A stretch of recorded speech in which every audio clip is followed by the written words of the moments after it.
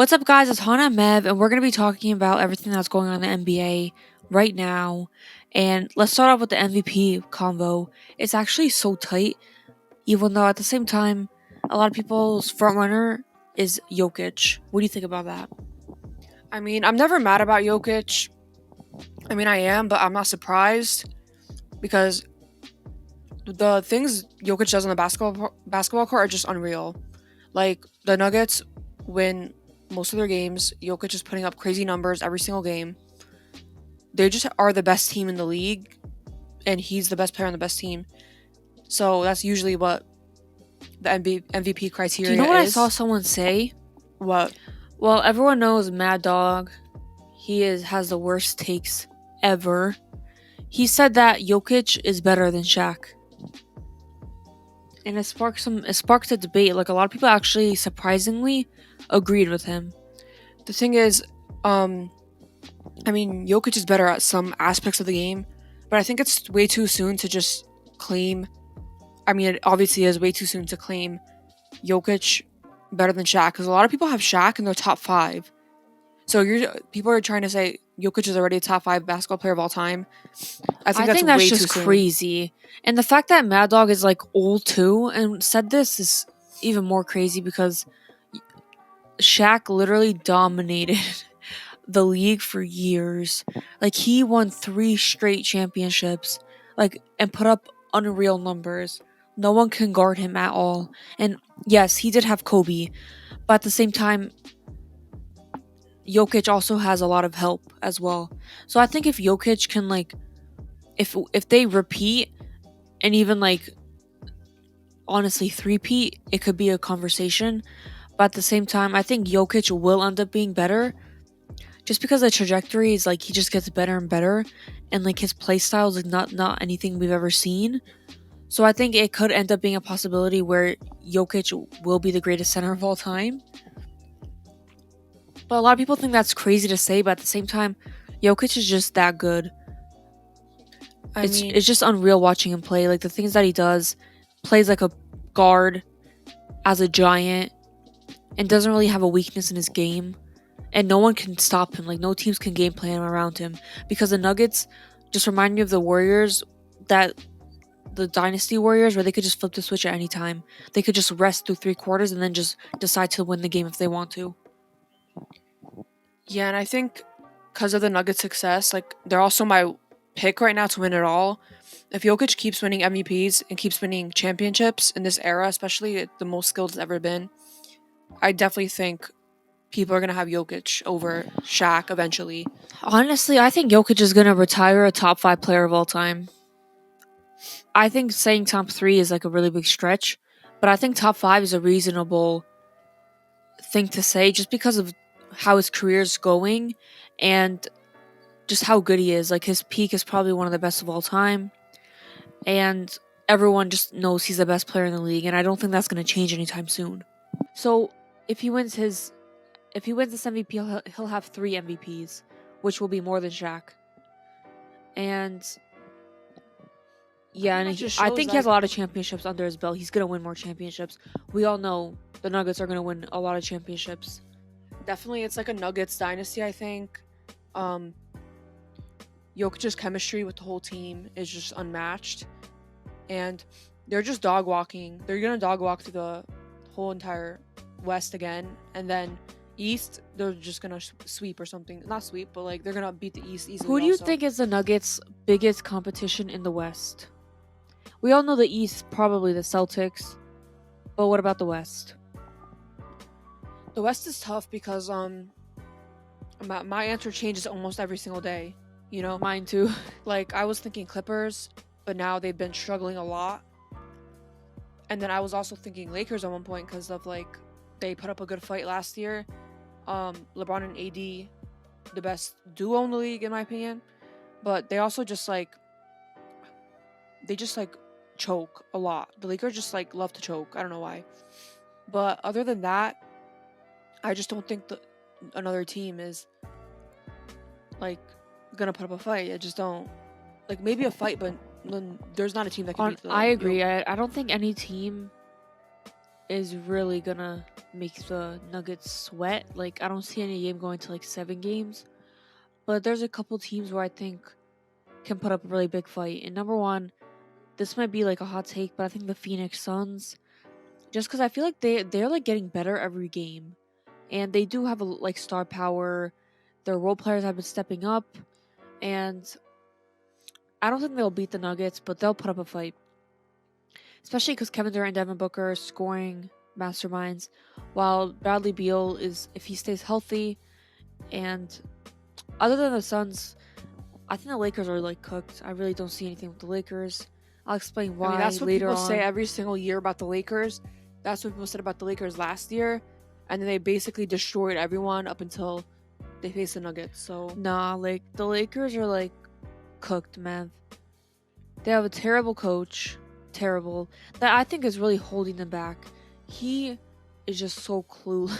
I just don't understand how the Lakers haven't fired Darvin Ham yet. It's still like a miracle that he lasted so long. Like the Nets fired their coach mid-season, and back to back they fired their coach back to back mid-season. The Bucks fired their coach. Meanwhile, the Bucks were the second seed and they just fired Adrian Griffin. And the Lakers are not even firing Darvin Ham, who's been more underwhelming than pretty much any coach. I don't know why they give him so many lives, but he definitely does hold them back. But I do think they have the talent to go far. Like LeBron and AD are the best duo in the league. I'll stand by that. But I don't know, if the Lakers have a good, like if D'Lo's playing like he's been playing, like he like just goes off a lot of the games. If he plays the best he could play, Austin Reeves is back to like how he played last playoffs. Like he was so good. Rui Hachimura, I think they do have a good team, but they just have so much inconsistency. That's why I don't trust them.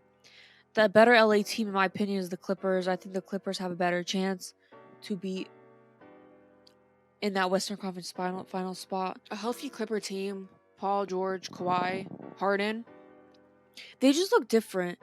Like I know Kawhi actually, I think, got an injury the other day, but I don't think it'll be serious. They should really load. Like I know I hate load managing, but with Kawhi, like I really want to see him healthy in the playoffs this year. So I think they should load manage Kawhi and PG a little. Even Harden, because Harden is also injury prone. A lot of things could go wrong with that Clippers team in the playoffs this year. Like who knows? Like even the Mavericks, I think can upset like a team or two in the top seedings, except the Nuggets. I mean, we saw Doncic go really far, basically alone. But now I think he has Kyrie. People are not talking, like a lot of people are saying that the Maverick, like Kyrie is, what do they call Luka? I meant like, despite the loss, man. Yeah. Despite, no pun intended, Luka missing a lot of his team members a lot because of injuries. But healthy, the Mavericks are really legit. They have Luka, who's putting up the best stats like I've ever seen out of any NBA player, if we're being honest. He's averaging like a near 35-point triple-double, like, and it's just crazy to me. Luka, Kyrie, who's averaging 25 points, 5 assists. Kyrie's just got a game winner the other day. It was like such a skilled. It was like a running lefty floater, and Jokic was literally on top of him, and he still hit it. Like Kyrie is still, they're probably the best closing duo. Like they're gonna be so clutch in the playoffs. I pay good money to see Jokic versus Luka in the playoffs. Like that'd be cinema. Yeah, and little cinema. It'll actually be crazy. And their role players are actually good. The Mavericks role players. Yeah, like I upgraded a lot. Like I know Tim Hardaway Jr. is like a shot chucker a lot of the time, but when he's hitting, he's deadly. And Derek Lively, even though he's a rookie, I think like he's such an impressive rookie. Where like it is really, like he does not play like a rookie a lot of the time, which is really impressive with him. PJ Washington and Daniel Gafford, they actually improved a lot on their height and size, because I always was skeptical. They had no rim protection. Exactly, like Maxi Kleber and Dwight Powell. I was always like, they're like, I don't like that, like that front court, like it's not powerful. But now Gafford is actually like not missing any shots. PJ Washington, I think, is really good. Exactly, I think the Mavericks have a lot of great players. And even Dante Exum came out of nowhere. like everyone thought his career was done, but he's been good. And Josh Green, they like have role players and 2 stars, so I think they could go far. Like I really think they can go far and go to the Western Conference Finals. Like you heard it here first. But what other team? What about the Thunder? We didn't even talk about the Thunder. I mean, I think everyone knows the Thunder just lack that like experience, veteranship. I wouldn't be surprised though if they made like at least the second round, but I don't see them beating a lot of other like teams. Like I don't even think they could beat the Lakers in the playoffs. Yeah, honestly, I think the Thunder do need like another year or two to really establish themselves as title contenders. Despite being the first seed, I think a lot of people are skeptical about the Thunder. Like Mev said about inexperience, they're young. Not even Shea has been to the playoffs before. No one on that team has been on the playoffs. Except Gordon Hayward. But at the same time, Gordon Hayward is not enough. Like, their star players need a lot more experience. They're probably going to get cooked by other, like if they play the Timberwolves, they're not going to play Timberwolves. But, like, if they play, like, a team like the Lakers, AD and LeBron will probably terrorize them. And even the Mavericks, like Mev said, like, the Mavericks, I think, could also beat the Thunder. But honestly, the Thunder have been proving people wrong, like, all year. So they could probably do it again in the playoffs. What about the Warriors, Mev? I feel like the Warriors, whatever series they're in, I mean, they're in the play-in right now. And the Kings, we gotta talk about. Yeah, if the Warriors don't make it out of the play-in tournament, I'd be surprised. Just because we gotta talk about the playoffs in the West. It's a lot closer than the East. The play-in tournament will literally be a bloodbath. It'll be the Mavericks, the Suns, the Warriors, and the Lakers. Isn't that crazy? Honestly, like what? I'm just surprised that two of those teams are gonna miss the playoffs. Oh no! Like, there's also a possibility that the Kings will also be in the play-in tournament, but the Pelicans are actually sitting pretty. Like, there's a chance that they don't even have to play in the play-in tournament. They're 41-26. Zion Williamson has honestly been that Swiss Army knife for the Pelicans. Like, no one's talking about him. He's been putting up all-star numbers. Even Brandon Ingram as well, and CJ McCollum has been good ever since coming back from his injury. Herb Jones, I mentioned it. We're going to talk about underrated players later on, but I mentioned Herb Jones. He's like a lockdown defender. Like, they have so many good players, and there's a chance that they don't even have to play in the play-in tournament, which is lucky for them because I think they would end up losing. Honestly, my prediction is the Sacramento Kings are struggling a lot this year. They're definitely worse than they were last year. I would say the Kings are going to go down to the play-in tournament and not make it out. Yeah, I think the Mavericks or the Suns are going to snag that 6th seed, and it's going to be the Warriors missing the playoffs and either the Lakers or the Kings. That's kind of crazy because the Lakers are not missing them. The West is actually so crazy where all 10 teams should be in the playoffs. That's how good they are. And they would all be in the playoffs if they were in the East, which is crazy. Like, the East play-in tournament is ass. Respect the Bulls. The 10th team, the 10th seed in the East is 30-37. The 10th seed in the West is 36-32. 6 games ahead. If all these teams in the play-in tournament were in the East, they'd all would not be in the play-in tournament. Most of them, like half of them. Yeah. That's what's kind of unfair, to be honest. I mean, it's been a trend. Like, the West has been better than the East for a long time, so. But at the same time, the Heat and the Sixers are probably going to make the playoffs over the Bulls and the Hawks. But at the same time, the West playoffs will be a literal bloodbath. And it sucks because if the Lakers even do come out of the play-in tournament, they have to play. It'll be a good thing if they play the Timberwolves, but it'll be a bad thing if they have to end up playing the Nuggets. So they have to fight for their life. The Lakers have to be the 7th or 8th seed if they want to have a shot at playing the whoever is the 2nd seed. It'll be the Thunder, the Timberwolves, or the Nuggets. If the Lakers stay the 10th seed and they pass the play-in tournament, then the Lakers are going to be the 8th seed. So they're going to play the OKC in the first round. If OKC I think the Lakers can beat the Timberwolves and the Thunder, but if they end up playing the Nuggets in the first round, that's a first round exit. Also, I just feel like the Lakers, if they get unlucky, I feel like they'll have a chance against the Nuggets if they play them like in the Western Conference Finals. But you know how they're gonna start off so weak. So I don't know. Like, But also, the Lakers won the in-season tournament. I know a Like, you lot know of how they are in people. high-pressure Yeah, situations. So yeah. Like Mev said, the Lakers last year, no one thought they were gonna do shit, and they made the Western Conference Finals. Like, the West is really stacked, where anything can happen this year. I think the only for sure thing that'll happen that everyone is expecting is the Nuggets will make it to the Western Conference Finals.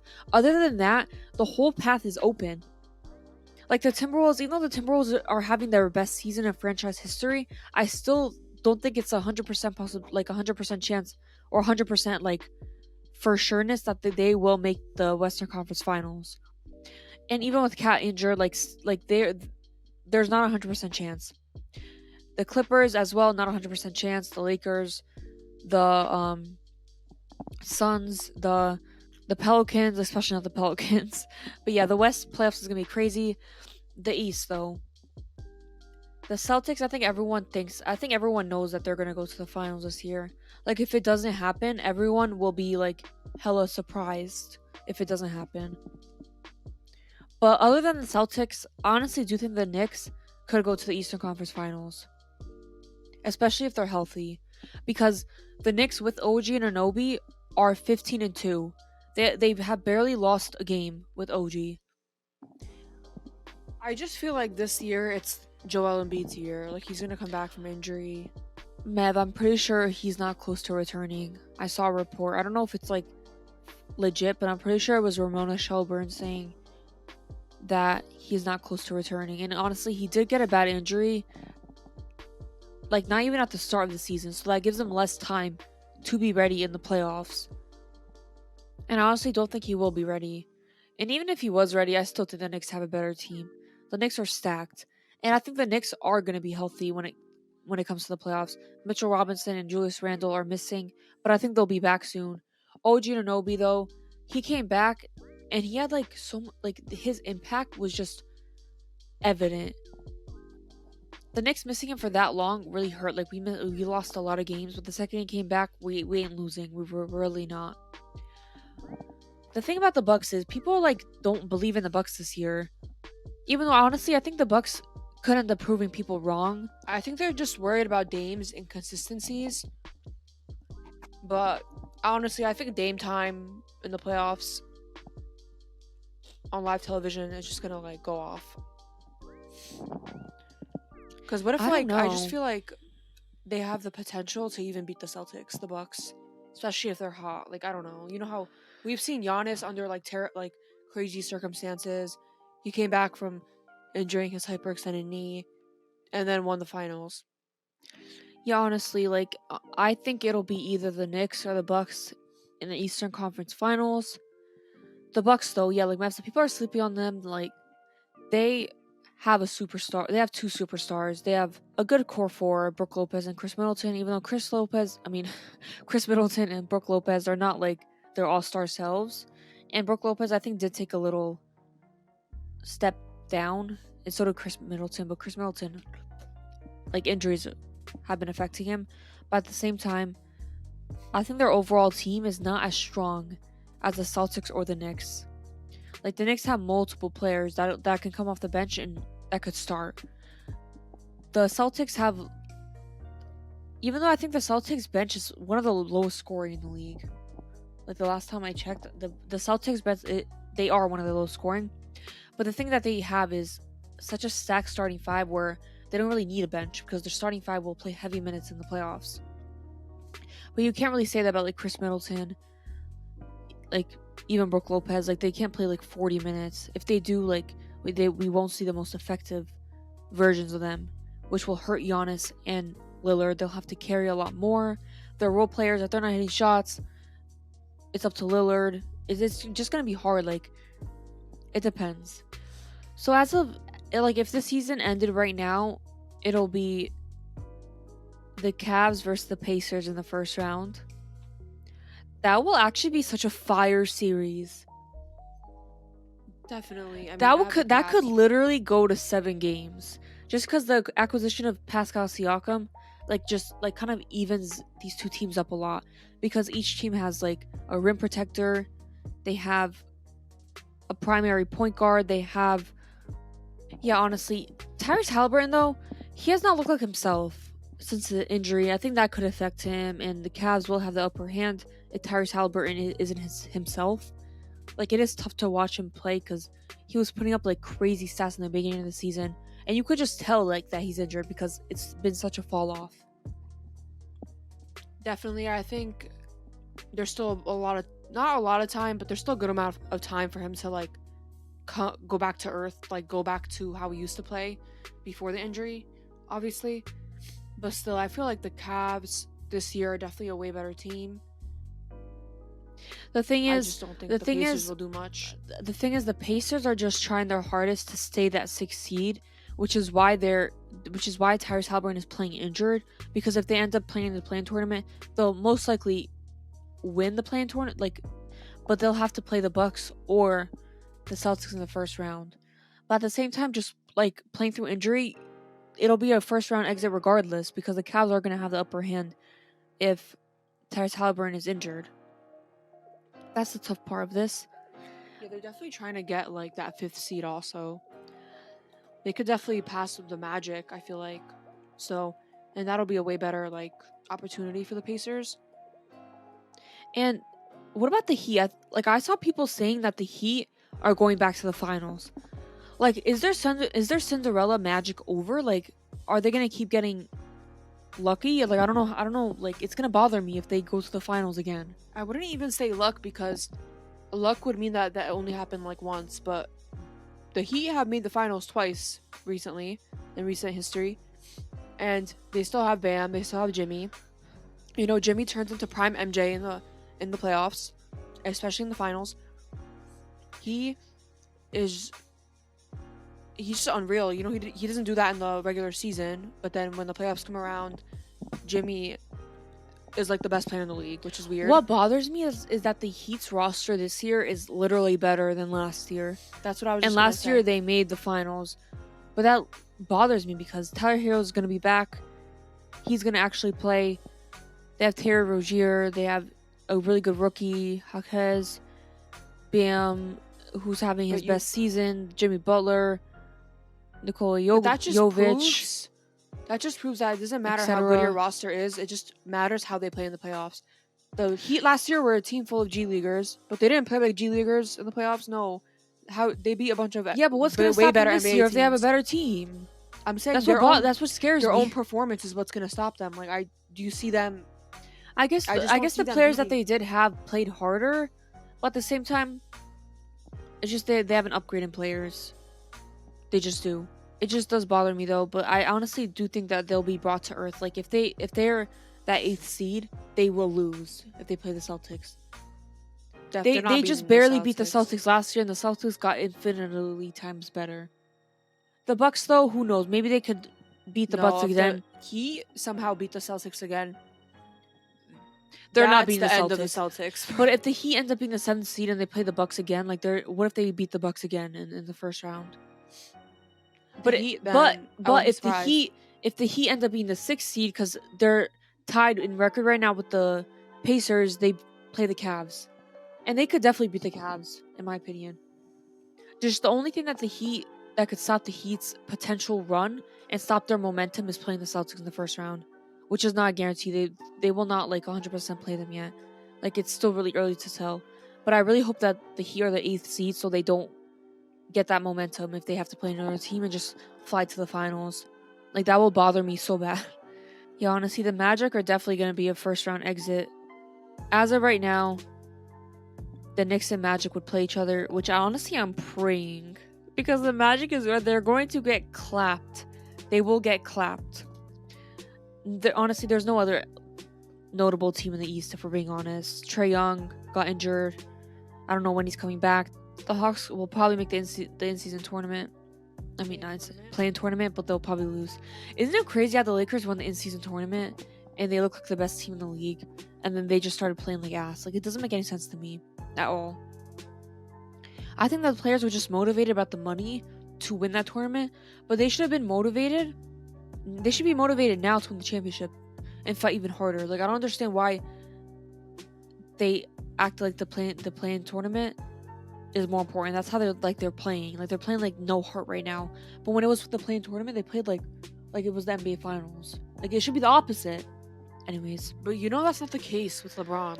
LeBron was in the finals last year. LeBron was carrying 39 years old. yeah. LeBron doesn't matter what 38 last year. environment it is. LeBron is always playing good. The only exception was like 2011. That's it. When else have you ever seen LeBron play bad in a setting like that? There's only 3 players or 2 players or 3 players I'm taking over LeBron James in the playoffs. Right now? Yes, and that is Nikola Jokic, Luka Doncic, and either Giannis or either Kawhi. Or maybe Kevin Durant. Maybe that's more than 3, but still. LeBron, when he flips the switch, he's the best player in the playoffs. That's why he's still a top 5 player in my eyes. And the Lakers, if they get healthy LeBron and AD, they could honestly make a run. People cannot count them out after last year. They showed last year that they could do it, so they could definitely do it again this year. Like I said, other than the Nuggets, the rest of the West is wide open and could make the Western Conference Finals. I'm laughing so hard because we literally were talking about the MVP conversation, which led to all this. But other than Nikola Jokic, I think the MVP combo is between Shea, Luka, and Giannis. But honestly, it's probably going to go to Jokic, but I think Luka is the MVP. He puts up the best stats by far. Like he's better in like almost every category than Jokic. And despite having like a worse team than Jokic, the Mavericks are still in the playoff picture. Like, they have a good record. Jokic won once while he was a 6th seed. Why are people acting like Luka is an forbidden territory? Like he does not deserve it at all because he's not a top seed. Why do people pick and choose when to give the MVP award out? Right? I know, because like, at least be consistent. If it was always like only the top 2 seeds, best player with the best stats, then I'd understand. But it's just like, it's always like basically random. But at the same time, multiple players have won like not a top seed. Forget seeding anyway, but the Nuggets are like a game behind the Thunder as the 1st seed. But at the same, we've also seen that Jokic's team is also crazy good, but that's also because of him. So it's just hard to say. I just think that if Jokic was averaging Luka's stats, people would be declaring him the greatest player of all time. And I think everyone agrees with me because Jokic is averaging like 26 points. And like, how much is this? I think like 8 or 9. But Luka's literally averaging 10 more points and more assists. Like, I don't understand what people like. It doesn't make any sense to me. Like, if you think Luka doesn't elevate his teammates, you don't watch games. You just don't. At all. The fact that he could even be a one-man team any given night because he is the best scorer in the league by far. And I think Shea's not going to win this year, but there's a big chance Shea will win eventually. Like, what he's doing right now is actually incredible. He's averaging 31 points per game, 6 assists, great efficiency, great defense. One of the best guard defenders in the league. He has such sticky hands and so much hustle. Like, he doesn't give up on either end. Like, he doesn't just coast on the defensive end. Like, he will take on like a good assignment every night. He is such a good leader, and even though he's not going to win this year, I think Shea will win one year. He's just so good. But other than that, I think that should be the MVP conversation. And let's talk about one thing. Should the NBA have an offensive player of the year? The NFL got one. Why doesn't the NBA have one? I don't get it. I get what you're saying. Because MVP isn't just like... Because you know how the NFL is, the MVP is always a quarterback, like no matter what. For the NBA, it's never just a singular position. It's not always point guard. It could be, it's been Jokic, Giannis, center and a power forward. So it's hard to say, like, who's the best only on the offensive end. But what do you think offense is? Just scoring? best scorer of the year or best playmaker It's not just and scoring, it's Yeah. playmaking. It's scoring and passing, getting your teammates involved in the offense while also creating the offense. Who creates the best, most efficient offense? And that is Luka Doncic this year. And if there was an offensive player of the year, Luka would win easily. And there's a big chance Luka would have won last year as well. And despite not being the MVP last year or this year, or probably not this year, Luka would definitely be the front runner for offensive player of the year. He's the best offensive player in the league right now. Him and Jokic. And I think most of the time the MVP is like a lot of the times the MVP that's won in recent years hasn't been the best offensive player in the league. That's why I think we can make an offensive player of the league award. Because if they were tied together, it wouldn't make sense. But since they're not, like I think it should really be like a separate award. Yeah, this year for sure, Jokic wouldn't be the best offensive player just because like his points per game is like a lot lower than a lot of other players in the league. Luka is higher on the points per game and assists per game. Luka's just generating more of the offense than anyone in the league right now. He just is. I think he's averaging the most combined points and assists of all time. Crazy. I'm thinking. I think that he really is. But someone has to double check me on that. But I think Luka's doing that. And he should at least be like praised and congratulated or given an award for doing this. But he's just going to be forgotten because he's not going to be the MVP this year. So I think the offensive player of the year should really be a thing. And like clutch player of the year is a thing. And they can't even make an offensive player of the year. Like there's a defensive player of the year. So there should also be an offensive player of the year. And the MVP is just overall value. Like when Giannis won in 2020, I think. And a lot of people think Harden should have won because Harden averaged like 36 points per game and a lot of assists.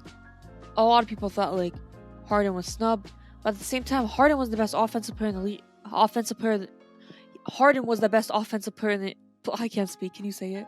Harden was the best offensive player in the league that year. And he didn't win MVP, but he should have at least won something because his season was incredible. You know what I mean? Definitely. So offensive player of the year needs to be a thing. I don't care. Adam Silver, I hope you're watching this. Make it happen. I think it'll be cool, honestly. Yeah, I get what you're saying. An offensive player of the year, defensive player of the year, and an overall MVP. So... yeah, I think it's such a smart, like, cool thing to do. Okay, so yeah, let's talk about some more things that have happened. John Wall, honestly, has been on a hate train for the NBA recently. He was talking about how the NBA is so hard to watch now. There's absolutely no defense, he claims, which honestly, I get what he's saying, but I still think the NBA is still at an all-time high in like just talent, like Mev mentioned earlier.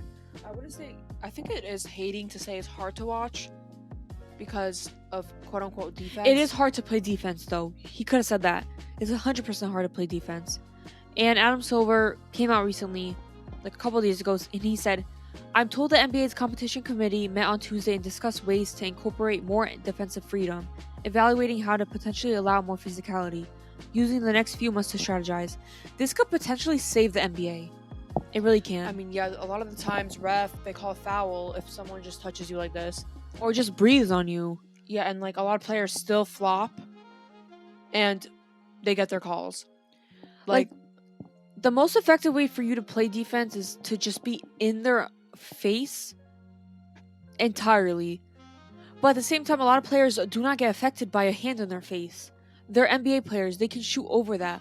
Like that kind of defense, that is the best that you're absolutely allowed to do, and the NBA is not good enough.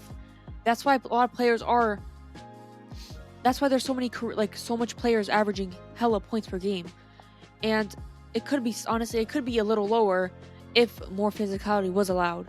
And the NBA sees that themselves. That's why Adam Silver mentioned how the NBA might fix this defense issue.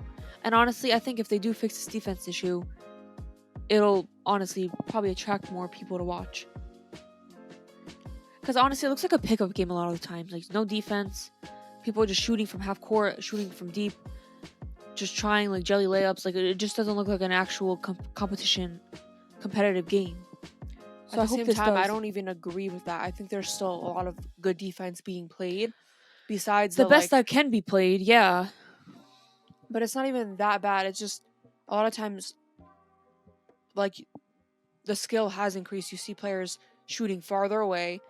It's just, again, the league is way more skilled nowadays. You're going to have higher scoring games. But people love to just look at the scores But and be listen, like, oh, even it's... Nikola Vucevic said it's very hard to defend in the NBA. I think it's very hard to play defense in the NBA. Part of it is the change of rules where a lot of it was favoring the offensive players. With the 3-point line now and everyone's shooting so many threes and you have at least 3-4 guys that can just shoot threes and get hot at any time, it creates so much more space and it's hard to defend now, especially with all the skill set that's in the NBA. He's basically just saying... He supports both sides. It's the skill and it's also the where you can't use any physicality. But that's not because of the rules. He's saying it's harder to play defense because the skill keeps increasing. Basically, but you just he need said more part of it 3-and-D is the change of defenders. rules, where a lot of it's favoring the offensive players. The change of rules is basically you can't touch a player. Like if a player like swipes and your hands caught up, they will call a foul when you were not even fouling them, but the offensive player instigated the foul. It wasn't a true foul. Like that's why you can't even put your hands up there because they're just gonna swipe and like put their hands up all in your face. Remember when the NBA claimed if you like bait a foul, they'll call an offensive foul on you? They barely call those. Like when you shoot a three and you like flail your legs, they honestly did call. They used to call those a lot this year, but a lot of the times they don't anymore. Like they let players foul bait a lot, and that's why it's hard to play defense. Because if you have your hand out there, they're just gonna try and initiate the foul, which is annoying. It really is. So I really hope the NBA just really fixes the defense issue. Because honestly, just so many players do complain about it. This one's really funny. Like, I just want to roast this player. Jalen Rose said he thinks every NBA team should retire Michael Jordan's number. Bro, number one, why should they only retire Michael Jordan's number? If anything, number 23 should be retired because of the two greatest players of all time both have that number. That's why it should be retired. It's not just because of Michael Jordan. Number 23 is so legendary because literally the number one and the number two best players of all time have that number. So I don't know why he would... What was he even saying about LeBron? Like, he was just, like, demeaning LeBron and stuff like that. Like, he doesn't even acknowledge that LeBron is on Michael Jordan's level, if not higher. Yeah, he was tweeting a lot of things that were just... people did not like. Like, as soon as LeBron retires, every team should retire number 23. For Michael Jordan and LeBron James. I think that's just common sense. Because arguably, LeBron is better than Michael Jordan. And arguably, Michael Jordan is better than LeBron. I think there's a debate for both people, and everyone likes to debate it all the time, which is why I think 23 is such a legendary number where no one else should be wearing 23 as soon as LeBron retires. Like, I just don't want to see 23 on anyone as soon as LeBron retires. And Jalen Rose said, first, like you said, he said that number 23 should be retired for MJ, and then he said, obviously for MJ, the guy played hoops with his tongue out and still has the most popular kicks, even though he hasn't played in decades. Like, that's the people have no basketball people have no basketball arguments like why Michael Jordan is greater than LeBron. Like, they really don't. And I think the greatness of both of them combined, like, we all know Bill Russell's number is retired with every NBA team. And I think because of all he's done for the NBA. And I think now it's LeBron and MJ's turn because of all that they've done for the NBA and just their greatness. And the fact that two of the greatest players of all time have the same number, it just can't be used anymore as soon as those two players, just to honor them. Like, it should not be used anymore as soon as LeBron retires.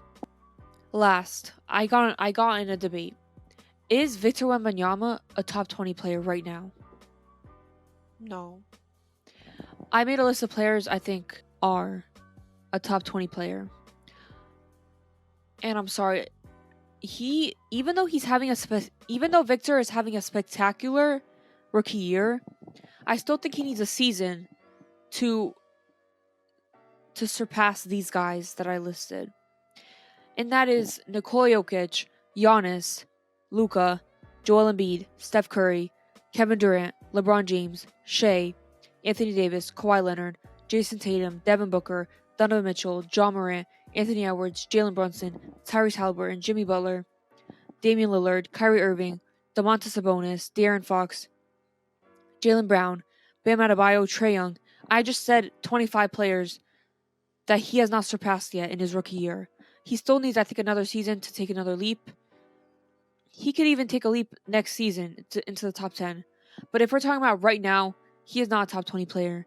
He's not even a top 25 player. And I think that's a reasonable thing to say because arguably he's not even a top 30 player because there's a lot of players you kind of left out of the top 25. I think I left out De'Aaron Fox. I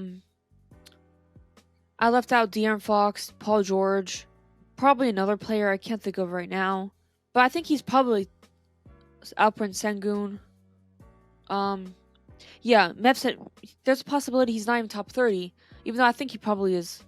But it's not a crazy thing to say he's not a top 20 player right now. I know Draymond Green started that conversation because he said on his podcast that Wemby's a top 20 player, but I think it really is a stretch at this moment because it takes away a lot of the top 20 players right now that I mentioned. Like I mentioned, 25 players. It takes away what they have done up to this point of their careers, and they're top 25 right now, period.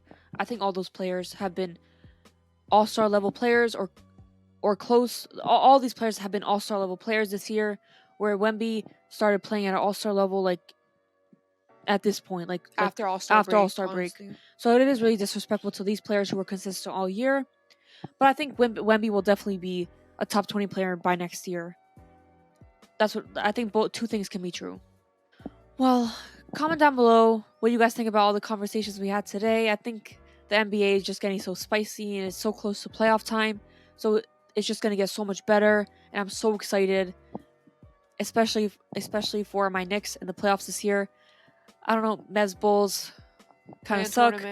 But apparently DeMar DeRozan is a front runner for Clutch Player of the Year. Like always. Which we should have talked about. Makes no sense when your team is not even at .500. It makes sense when we come back from so many blown, like the other team blows their lead because of us. We come back, he's winning it for us in the clutch. No, I think there's definitely probably more clutch players. I lost count how many games we came back. I think LeBron is the most clutch player this year. The Bulls don't like to start playing basketball until like the end of the third quarter, start of the fourth. Anyways, the Bulls suck. Comment down below who you guys think the MVP is. I want to know. Honestly, comment down below what you think every award should be. And comment down below if you think we're right about the Offensive Player of the Year take. I really think there should be an Offensive Player of the Year. Subscribe to our YouTube channel and all of our channels. Ask P. Thank you guys for watching.